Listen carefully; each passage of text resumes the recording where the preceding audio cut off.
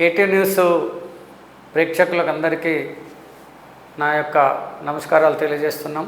తెలంగాణలో మరొకసారి ఇటు ప్రజలు, సామాజిక విశ్లేషకులు, రాజకీయ పార్టీలు, రాజకీయ యంత్రాంగము మొన్ననే ఎలక్షన్ల కోసము 100 మంది పైగా ఎంపీటీసీలు నామినేషన్ వేశారు. 12 మంది దాకా జెడ్పీటీసీలు కూడా నామినేషన్ వేశారు. వీళ్ళందరి కుటుంబాలంతా మరి నిన్న తెలంగాణ హైకోర్టు ఇచ్చిన తీర్పుతో గందరగోళంలో పడిన సమయంలో కొంత విశ్లేషించే ఉద్దేశం కోసము మిత్రుడు రాజ్కుమార్ గారు పిలిచినందుకు ప్రత్యేకంగా కృతజ్ఞతలు తెలియజేస్తూ, మరి ఇవాళ ఎందుకు అన్ని పేపర్లో చూసినవి ఏంటంటే కోర్టు ఎలక్షన్లను ఆపేసింది, తెలంగాణ ప్రభుత్వం ఎలక్షన్లకు పోకుండా దీన్ని ప్రభుత్వాన్ని అడ్డుకున్నది అనేటువంటి మెసేజ్ అన్ని పేపర్లలో కోర్టు స్టే అని ఇచ్చారు. వాళ్ళు ఇవ్వాలనే పేపర్లో అన్ని రాత్రి పొద్దుపోయినాక అన్ని పార్టీ నాయకులకు, ప్రభుత్వ చీఫ్ సెక్రటరీకి, తర్వాత ప్రభుత్వ వాళ్లకు, గవర్నమెంట్ లీడర్లకు అందిన సమాచారం ప్రకారము కోర్టు ఎలక్షన్లను ఆపేయలేదు. కోర్టు దేన్ని ప్రశ్నించిందంటే 2018లో బీఆర్ఎస్ ప్రభుత్వము ఒక బిల్లు తీసుకొచ్చి ఏది పంచాయతీరాజ్ మున్సిపాలిటీ చట్టాన్ని సవరిస్తూ ఒక బిల్ తీసుకొచ్చింది. అది గవర్నర్ సంతకంతో చట్టరూపమైంది. దానిలో 285 సెక్షన్ అనేటువంటిది ఉన్నది. ఈ 285 సెక్షన్లో వాళ్ళు అప్పుడు 34% అనే దాని మీద ఆ స్లాబ్ ఇస్తూ ఒక సెక్షన్ పెట్టి ఎలక్షన్లు పోయినారు తెలంగాణ గవర్నమెంట్, అప్పుడు బీఆర్ఎస్ ప్రభుత్వం. అయితే మొన్న మరి తెలంగాణ ప్రభుత్వం ఇచ్చిన GO number 9, GO number 41, GO number 42లో దాని ద్వారా మేము ఒక డెడికేషన్ కమిటీని వేసాం. డిసెంబర్లో కులగణన చేసినాము. మా లెక్కల ప్రకారము ముస్లింలను కలుపుకున్నట్టయితే ఉంటే 46% బీసీలుగా మేము నిర్ధారించినాము. అందులో హిందువులు 52% ఉన్నారు. మిగతా వాళ్ళు ముస్లింలను కలుపుకున్నట్టయితే ఉంటే అది 56 దాకా పోతుంది. కాబట్టి మేము 42% ఇస్తున్నాము, మొత్తము ఓబీసీలకు అందకు మేము ఇవ్వటం లేదు అనే ఉద్దేశంతో జియో 9 తీసుకొచ్చారు. చాలా సంతోషము, ప్రజలందరూ సంతోషించారు. జియో 9, జియో 41, 42ను తీసుకొని వస్తే ఖచ్చితంగా ఏ ప్రభుత్వమైనా మరి అధికార యంత్రాంగం, దాంట్లో ప్రభుత్వాన్ని నడిపేటటువంటి పార్టీలు ఆ బిల్లును శాసనసభ తీర్మానం చేసిన తర్వాత గవర్నర్ ఆమోదించాల్సిన అవసరం ఉంటుంది. కానీ జిష్ణుదేవ్ తెలంగాణ గవర్నర్ గారు దీన్ని క్లారిఫికేషన్ కోసమని గవర్నర్కు ఉన్నటువంటి విస్తృత అయినటువంటి అధికారాలను బట్టి ఆయన రాష్ట్రపతి గారికి పంపించారు. సో దీని మీదనే గందరగోళం అయిపోయి గవర్నర్ గారు ఒక తన యొక్క అనుమానాన్ని క్లారిఫై చేయడానికి రాష్ట్రపతికి పంపితే రాష్ట్రపతి దాన్ని ముట్టుకోలేదు, గవర్నరు ముట్టుకోలేదు. సో అంటే ఏమన్నట్టు, రాజ్యాంగపరంగా ఈ తెలంగాణ ప్రభుత్వం తీసుకొని వచ్చిన జియో నంబర్ 9 కానీ, జియో నంబర్ 41 కానీ, 42 కానీ ఇవి రాజ్యాంగానికి వ్యతిరేకమైనటువంటివి. సో ఇవి న్యాయ విశ్లేషణకు, పరిశీలనకు పోవాల్సిన అవసరం ఉన్నది. కాబట్టి దీన్ని ఇవాళ హైకోర్టు కూడా ప్రశ్నించింది. అదే మీరు 285ను అది చట్టరూపంలో ఉన్నది, చట్టరూపంలో ఉన్నదాన్ని మీరు ఎలా 42 దగ్గర పట్టుకుంటారు? దాని ప్రకారము మీరు ఒకవేళ ఇచ్చినట్టయితే ఉంటే దానికి ఇచ్చినట్టయితే ఉంటే మీరు 50%ను లోపల పెట్టుకోవాలి. అంటే ఇప్పుడు ఎస్సీలకున్న 15%, ఎస్టీలకున్న 7% పోను, 22% పోను, ఇక 26-28%తో అవసరమైతే పోండి. కానీ మీరు ఈ 42% బీసీ రిజర్వేషను ఇప్పుడు స్థానిక సంస్థల్లో పోవటానికి వీలు లేదు. ఎందుకంటే ఇది రాజ్యాంగ వ్యతిరేకమవుతుంది. వీళ్ళ వాదనలు అన్నీ కూడా మేము ఎప్పుడో 3 నెలల కింద అభిషేక్ మనుసికి వాదించింది ఏంటంటే, మేము గవర్నర్కి ఎప్పుడో 3 నెలల కింద పంపినాము. ఒక సుప్రీంకోర్టు తీర్పు ద్వారా 3 నెలలు గవర్నరు ఏ నిర్ణయము తీసుకున్నట్టయితే గవర్నర్కు 3 రకాల వెసులుబాటు ఉంటుంది. తను ఇష్టం లేకపోతే తిరస్కరించి ఎన్నికైనా పంపవచ్చు, లేదు ఏమైనా మార్పులు చేర్పులు అడగవచ్చు, లేదు సుప్రీంకోర్టుకో న్యాయ సలహా కోసమో, లేదు హయ్యెస్ట్ అథారిటీ ఆఫ్ ఇండియా రాష్ట్రపతి కోసమో పంపించాలి. ఇవి ఏమీ పంపించకుండా 3 నెలలు ఉన్నట్టు అయ్యేది ఉంటే డీమ్డ్ టు బి యాక్సెప్టెడ్ అంటే ఏ బిల్లు అయితే గవర్నర్ గారి ముందుందో ఆ బిల్లు ఏ నిర్ణయం తీసుకోకుండా 3 నెలలట్టు ఉన్నదంటే ఆ బిల్లులు ఉన్న అంశాలన్నీ కూడా ఒక చట్టరూపం దాలుస్తాయి అనేటువంటిది ఈ మధ్యకాలంలో సుప్రీంకోర్టు ఒక గవర్నర్ గారికే కాదు రాష్ట్రపతికి కూడా ఒక సూచన చేసింది సుప్రీంకోర్టు. అదేవిధంగా కొన్ని మనకు పోయినసారి తమిళనాడు యొక్క గవర్నర్ కేసు సందర్భంగా 1.5 సంవత్సరం పెండింగ్లో పెట్టుకున్నందుకు అది కూడా సుప్రీంకోర్టు తీర్పు ద్వారా గవర్నర్ గారికి కూడా 3 నెలల వ్యవధి పెట్టింది. అదేవిధంగా శాసనసభ రాష్ట్రాల్లో ఉన్న స్పీకర్కి కూడా 3 నెలల గడువు పెట్టి వాళ్ళకి ఎంత విచక్షణ అధికారాలు ఉన్నా వాళ్ళు ఏదో ఒక నిర్ణయం తీసుకోవాల్సిందనేటువంటిది ఉంది. కాబట్టి అభిషేక్ మను సింగ్ గారు ఇప్పుడు 3 నెలల టైం అయిపోయింది, గవర్నర్ గారు నిర్ణయం తీసుకోలేదు కాబట్టి మరి తెలంగాణ ప్రభుత్వం ఇచ్చినటువంటి 3 బిల్లులు జీవో నంబర్ 9, జీవో నంబర్ 41, 42 ఆ బిల్లులలో ఏమున్నది పంచాయతీరాజ్ చట్టం లోపల ఎంపీటీసీ జెడ్పీటీసీ లోపల 42% ఓబీసీలకు ఇవ్వాలి. తర్వాత రేపు రాబోయే మున్సిపాలిటీ లోపల కూడా మేయర్లు మున్సిపాలిటీ తర్వాత వాటి మున్సిపల్ కమిషనరేట్లలో కూడా 42 ఉండాల్సినటువంటిది 3 జీవోల యొక్క సారాంశం. సో ఈ అభిషేక్ మను సింగ్ వీళ్ళందరూ కూడా ఆ వాదన తీసుకొని వచ్చారు. అదేవిధంగా మరి బీసీ నాయకులు చాలామంది దాదాపు 28 మంది అభ్యర్థన పెట్టుకొని అడ్వకేట్లందరూ కూడా మరి డెడికేషన్ కమిషన్ వేసాము. సుప్రీంకోర్టు లోపల ఎక్కడ కూడా పర్సంటేజ్ అనే మాట లేదు. రాజ్యాంగం లోపల ఎక్కడ కూడా మనకున్న 395 ఆర్టికల్స్లో సబ్ ఆర్టికల్స్ కలుపుకుంటే 444 444 రాజ్యాంగంలో ఉన్న ఆర్టికల్స్. ఏ ఆర్టికల్లో కూడా రాజ్యాంగము ఇంత పర్సెంటేజు వీళ్ళకి ఇవ్వమని ఎక్కడా రాలేదు. రాజ్యాంగంలో ఉన్నది ఏంది? సామాజిక రాజకీయ ఆర్థిక సమానత్వం కోసము రాష్ట్రాలు ఒక స్టేట్ ప్రిన్సిపల్ ఉన్నది మనకు. ఏంటి? రాజ్యాంగంలోని 4వ భాగం లోపల స్టేట్ ప్రతి ఒక్క రాష్ట్రము సంక్షేమం కోసము నిర్ణయాలు తీసుకోవాల్సిన అవసరం ఉన్నది. ఆ నిర్ణయాలను directive principle of state policy మీద కూడా న్యాయ సమీక్ష లేదు అనేటువంటిది కూడా ఉన్నది.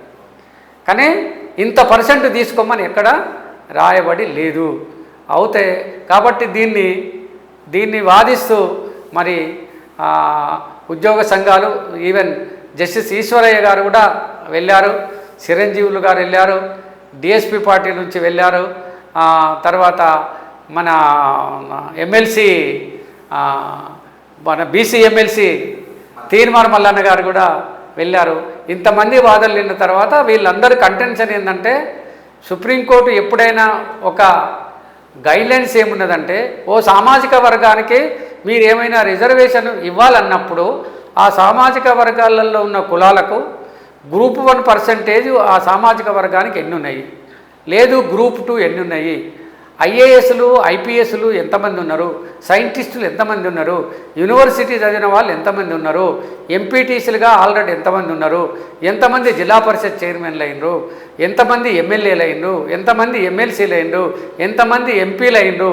సో ఆవరేజ్ ఏమున్నది, ఈ సామాజిక వర్గం ఏమున్నది అనేటువంటిది లెక్కలతో పాటు అది ఈ వేసిన కమిషన్ ఏదైతే ఉన్నదో ఆ కమిషను డెడికేటెడ్ కమిషన్ ఈ అన్నింటి కూడా నిరూపించాల్సినటువంటి అవసరం ఉన్నది. సో వీళ్ళందరూ మొన్న డిసెంబర్లో తెలంగాణ ప్రభుత్వం వేసిన దాంట్లో మేమన్నీ లెక్కలు తీసాము, కులగణన చేశాము, ఒక్కొక్క కులానికి ఎంత వస్తుందో చెప్పాము, ఇంకా వెనుకబడిన ఉన్నాయి కాబట్టి ఇంకా వాళ్ళు సాంఘికంగా ఆర్థికంగా, సామాజికంగా, విద్యాపరంగా, రాజకీయ పరంగా వెనుకబడి ఉన్నాయనే లెక్కలు తీసి మేము ముందు పెడుతున్నాం. కాబట్టి వాళ్ళు 52% ఉన్నారు, అయినా మేము 52% ఇవ్వటం లేదు, 42% ఇస్తున్నాము అనే దాని మీద వాదనలు విన్నటువంటిది. ఇంకా మరి దాని లెక్క ప్రకారము హైకోర్టు చెప్పేది ఏంటంటే ఖచ్చితంగా ఇది రాజ్యాంగపరంగా అమలు కావాలంటే ఇంకా మీ వాదనలు మేము వినాల్సినది ఉన్నది. మీరు డెడికేషన్ కమిషన్ వేశారా? ఎందుకనంటే ఒక్కొక్క అడ్వకేట్ వచ్చేసి గంటన్నర, 2 గంటలు, 3 గంటలు వాళ్ళ యొక్క వాదనలు ఉన్నది. కాబట్టి 4 వారాల వరకు వాళ్ళకు టైం ఇచ్చి అఫిడవిట్లు సబ్మిట్ చేయమని అడిగింది. అఫిడవిట్లు అంటే ఏం సబ్మిట్ చేయాలి?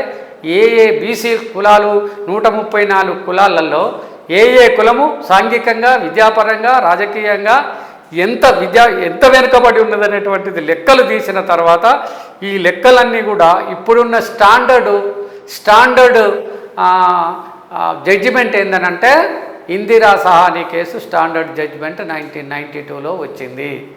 సో దాన్ని లెవెల్ ప్రకారము మీరు పోవాల్సింది ఉంటే రేపు ఎలక్షన్లు జరగాలని అనుకుంటే ఆ తెలంగాణ ప్రభుత్వం ఇచ్చినప్పుడు 22%తో ఎలక్షన్కు పోండి. లేదు అని అంటే మేము ఇంకా మీ అఫిడవిట్లను వింటాము, అందులో ఇంప్లీడ్ అయిన ప్రతి పార్టీ యొక్క అఫిడవిట్లు కూడా మేము అందరిది వింటాము, విన్న తర్వాత మా నిర్ణయం తీసుకుంటాము అని అంటే అది ఇండైరెక్ట్లో ఏమవుతుందని అంటే ఇప్పుడున్న స్టాండర్డ్ గైడ్లైన్స్ ఏంటంటే ఇందిరా సహాని కేసు. ఈ ఇందిరా సహాని కేసును ఓవర్టేక్ చేయాలనంటే సహాని కేసును ఓవర్టేక్ చేయాలంటే ఇవాళ నరేంద్ర మోడీ ప్రభుత్వము 2 సభలలో తెలంగాణ బిల్లును తీసుకుపోయి పెట్టి ఆమోదింపజేసి ఇది రాష్ట్రపతి దగ్గరికి పోయి ముర్ము గారు సంతకం చేసి 9th షెడ్యూల్లో ఎంటర్ కాకుండా తెలంగాణ ప్రభుత్వానికి 42% రిజర్వేషన్ యాజ్ ఆన్ టుడే ఉన్న రాజ్యాంగపరమైన సుప్రీంకోర్టు తీర్పుల ప్రకారం వీలవ్వదు. దాన్ని అధిగమించాలంటే తమిళనాడు గవర్నమెంట్ చేసిన పద్ధతి లోపట మోర్ దాన్ 50% కావాలంటే నరేంద్ర మోడీ ప్రభుత్వము లోకసభలో, రాజ్యసభలో ఆమోదింపజేసి రాష్ట్రపతి సంతకం చేసి అందులో ఇస్తే తప్ప ఇది అవ్వని పని అనేటువంటి విషయము గమనించగలరని. ఇప్పుడు ప్రభుత్వం మీద ఉన్న ఆప్షన్లు, తెలంగాణ ప్రభుత్వం మీద ఉన్న ఆప్షన్లు ఏంటంటే 3 ఆప్షన్లు ఉన్నాయి. ఫస్ట్ ఆప్షను ప్రజలందరూ గందరగోళంలో ఉన్నది, రాష్ట్ర ఆర్థిక పరిస్థితి, గ్రామాల పారిశుద్ధ్యము, గ్రామాలలో ఉన్నటువంటి చిన్న రిపేర్లు, పనులు, ఆ శాఖకు సంబంధించిన ప్రజలు వేల మందికి జీతాలు, వీటి పరిస్థితిలో 15th ఫైనాన్స్ కమిషన్ నుంచి రావాల్సిన దాదాపు 1000 కోట్ల పైన ఫండ్స్ పెండింగ్లో ఉన్నాయి. కాబట్టి వాటిని రావాలంటే ఖచ్చితంగా పాలక మండళ్ళు, సర్పంచులు వచ్చి ఖచ్చితంగా కూర్చోవాలి, ఎంపీటీసీలు కూర్చోవాలి, తర్వాత జెడ్పీటీసీలు వచ్చి జిల్లా పరిషత్తులు నడవాలి. కాబట్టి వాళ్ళ డబ్బులు రావాలంటే పాలక మండళ్ళు, ప్రజాప్రతినిధులు కావాలి. కాబట్టి ఈ 22%తోనో 26%తోనే ఉన్నట్టు అయ్యేది ఉంటే ఇందిరా సహాని కేసుకు అనుగుణంగా ఎలక్షన్లకు వెళ్ళిపోవటము ఏ గొడవ లేకుండా ఉంటుంది. ఇది ఫస్ట్ ఆప్షన్. సెకండ్ ఆప్షన్ను పెట్టుకోవాలని అంటే నరేంద్ర మోడీ ప్రభుత్వాన్ని ఈ బీజేపీ ఎమ్మెల్యేలు, బీజేపీ ఎంపీలు మొత్తము తెలంగాణలో ఉన్న ఎంటైర్ సిస్టమ్ అంతా పోయి రాష్ట్రపతి దగ్గర, గవర్నర్ దగ్గర కూర్చోబెట్టి సంతకం చేయించినట్టు ఏది ఉంటే అట్లీస్ట్ గవర్నర్ సంతకం అయిపోయినా మొన్న పంపినటువంటి ఏది జీవో నంబర్ 9, జీవో నంబర్ 41, 42 మీద అట్లీస్ట్ గవర్నర్ సంతకం అయినట్టు ఏది ఉంటే ఈ 26%తో నడిచి దాని తర్వాత సుప్రీంకోర్టు ఏం చెప్తుంది అనేటువంటిది జరిగే అవకాశం ఉంది. కాబట్టి ఇప్పుడు ఏం చెప్తున్నారు? ఖచ్చితంగా మళ్ళీ తెలంగాణ ప్రభుత్వం ఏమంటుంది, మేము సుప్రీంకోర్టుకి వెళ్తామని అంటున్నారు. మొన్న గోపాల్ రెడ్డి గారు రెడ్డి జాగృతి ద్వారా పోయారు. ఆయనకి ఏమని చెప్పింది ఆ కోర్టులో? సుప్రీంకోర్టు ఏమన్నది, మీరు తెలంగాణ హైకోర్టులో కేసు పెండింగ్ ఉండగా దాని నిర్ణయము ఏమీ రాకుండా ఎట్లా సుప్రీంకోర్టు ఒక అభిప్రాయానికి వస్తుంది? మీరు ఏదైనా తేల్చుకుంటే ఏది ఉంటే మీరు హైకోర్టులోనూ తేల్చుకొని ఆ తీర్పు తర్వాత రమ్మని అన్నది. మరి ఇప్పుడు తెలంగాణ హైకోర్టు ఏమైనా తీర్పు ఇచ్చిందా? ఇవ్వలేదు.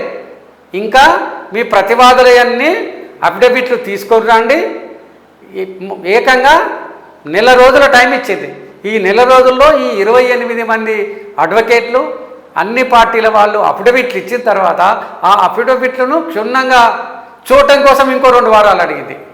ఇప్పుడు 6 వారాల టైం ఉండబెట్టుకొని తెలంగాణ ప్రభుత్వం పోయి అభిషేక్ కింగ్ వారో లేపో రేవంత్ రెడ్డో లేదు బీసీ సంఘాల నాయకులు తీన్మారం మల్లన్ననో లేదు కృష్ణయ్య గారో లేదు జాజుల శ్రీనివాస్ గారో వీళ్ళందరూ పోయి సుప్రీంకోర్టులో అప్పీలు చేసినా కూడా అది అవుతుందనే నమ్మకం లేదు. పెద్ద అడ్డంకి ఇందిరా సాహాని కేసాడ అడ్డంగా ఉన్నది. ఎంపిరికల్ డాటా మీరు తీసుకొచ్చినామని చెప్తున్నారు, కానీ ఒక పెద్ద క్వశ్చన్ ఏమొస్తుంది తెలుసా? బీఆర్ఎస్ ప్రభుత్వం ఏమన్నదని అంటే మీరు చేసినటువంటి కులగణన తప్పుడు తలక, చాలామందికి ఇళ్ళకు మీరు వెళ్ళనే లేరు, ఇంకా 90% దీని మీదనే. తెలంగాణ ప్రభుత్వం ఏదైతే మేము కులగణన చేసినాము, ఎంపరికల్ డేటా తీసినాము, అన్ని కులాల సామాజిక ఆర్థిక రాజకీయ పరిస్థితులను డాక్యుమెంట్ చేసి మేము చూపిస్తున్నామని చెప్పితే ఒక పక్క బీఆర్ఎస్ ప్రభుత్వము దీంట్లో ఇంప్లీడే కాలేదు, సెంట్రల్లో బలమున్నటువంటి బీజేపీ ప్రభుత్వము ఇందులో ఇంప్లీడే కాలేదు. అంటే వీళ్ళు ఇంకా ఇంప్లీడే కాలేదు అంటే వాళ్ళు రేపు పొద్దున ఏం చెప్తారో కూడా తెలియదు. యునానిమస్ రిజల్యూషన్కి ఊరికనే వచ్చి నిలబడ్డారు. వాళ్ళు ఏమంటున్నారు? మీరు చేసినటువంటి ఈ డెడికేషన్ కమిషన్ ద్వారా మొన్న డిసెంబర్లో జరిగినటువంటిది లెక్కలన్నీ కూడా ఎంపరికల్ డాటా సరిగా లేదు, మీరు 85% కుటుంబాల దగ్గరికి పోయి లెక్కలు తీసుకున్నారు, ఇన్కంప్లీట్ అని వీళ్ళే ఇస్తున్నారు. కాబట్టి రేపు సుప్రీంకోర్టులో మాత్రము కరెక్టు వస్తుందనేటువంటి నమ్మకము మళ్ళీ లేదు. ఎందుకంటే ఈ మాధవరెడ్డి జాగృతి అయినా ఊరుకోడు, తర్వాత గోపాల్ రెడ్డి జాగృతి అయినా కూడా ఊరుకోరు. వాళ్ళు ఖచ్చితంగా సుప్రీంకోర్టు లోపల బీఆర్ఎస్ ఏదైతే అన్నదో ఇప్పుడు ఏమంటున్నారు? రామచంద్రరావు గారు మీరే పోయినరు, మీరే చెప్పిండ్రు, అంతా మీరే చేసుకోండి. 8 మంది ఎంపీలు ఉన్న బీజేపీ పార్టీ అంతా మీరే చేసుకోండి, మాకు సంబంధం లేదంటుండ్రు. ప్రజలను రాజకీయ పార్టీలు ఒక ఆట ఆడిచ్చి ఓవరాల్గా జరిగేది ఏంటంటే తెలంగాణ ప్రజలను అందరినీ కూడా ఒక కన్ఫ్యూజన్ స్టేట్కు తీసుకొచ్చినటువంటిది అనిపిస్తున్నది. ఒక రాజకీయ విశ్లేషణ కాకపోయినా నార్మల్ పౌరునిగా తెలంగాణ ప్రభుత్వానికి మనం ఒక చిన్న సూచన చేసి కేటీ న్యూస్ ఏంటంటే తర్వాత పోరాటం జరుగుతుంది, కానీ ఇప్పుడు 22%తోనో 26% ఇందిరా సాహాని కేసును ఆధారంగా తీసుకొని ఎలక్షన్లు జరిపేస్తే తర్వాత పోరాటాన్ని తర్వాత జరుపుకోవచ్చు అనేటువంటిది నా ఫైనల్ అభిప్రాయము. మరొకసారి కేటీ న్యూస్ ప్రేక్షకులకు రాజ్ కుమార్కి నా ప్రత్యేకమైన కృతజ్ఞతలు చేసిస్తున్నా. జై భీమ్, జై భారత్.